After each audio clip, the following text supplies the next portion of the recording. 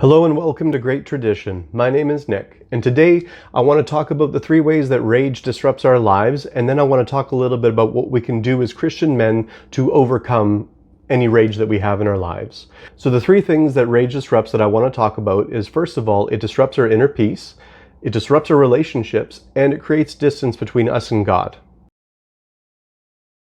The first thing is it strengthens the prefrontal cortex, which is the part of your brain. It's located about right here. It's basically like the executive center of your brain. And what it does is it's responsible for planning, decision making, problem solving, and emotional and behavioral control. The second way that prayer helps us overcome rage in our life is it reduces overactivity in the amygdala.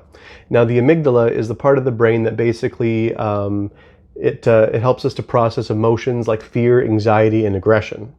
And it also links emotional responses to memories and learning. It's really important for things like the fight or flight response. When it's functioning well, it allows us to escape danger, things like that. But when it's overactive, we tend to think that we are always in danger. Well, what prayer does is it tends to calm the amygdala down, and make it less sensitive to external or inward stimuli that could make us agitated, anxious, angry.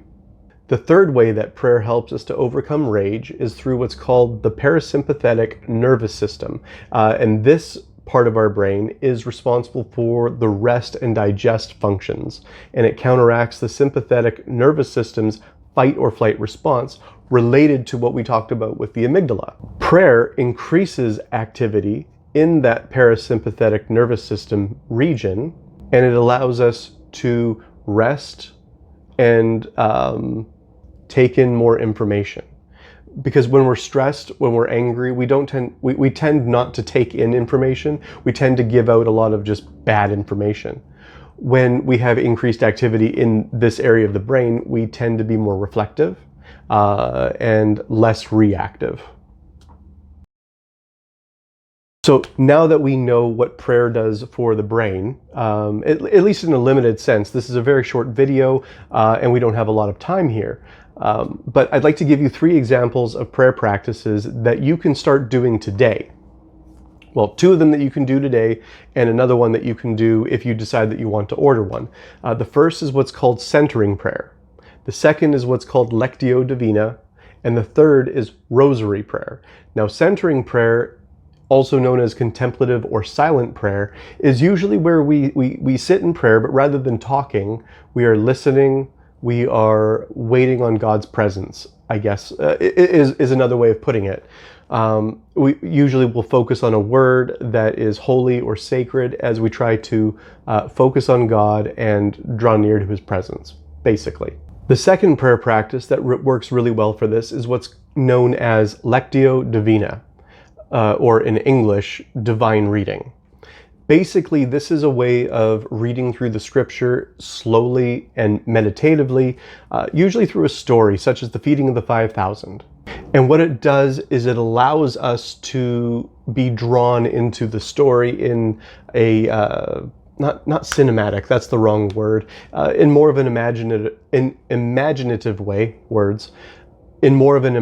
way, rather than simply reading it for study or for something like that. The third prayer practice I want to talk about to help us overcome rage is called the Rosary. There are a few different ways to do the Rosary. There's the Dominican chaplet and the Anglican chaplet. I'm an Anglican, but I prefer the Dominican Rosary.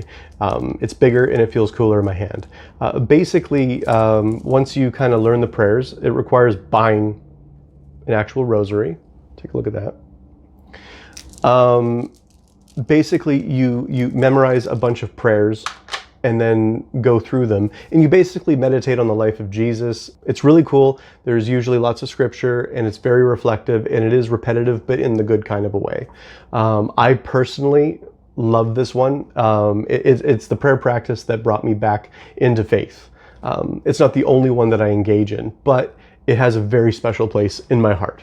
And that's all I have for you today. I really hope that this video was helpful for you. Please let me know in the comments below if there is anything that you'd like to know. Tell us all about your experience with prayer, prayers that work, prayers that don't. I'd love to hear about it. And if you're new to the faith by any chance, drop a comment below. I would love to talk to you and just see if we can help to encourage you in the beginnings of your faith.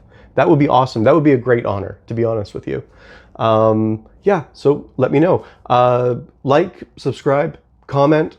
I love you guys. Appreciate that I appreciate you for being here. Yeah, the Lord bless us and keep us.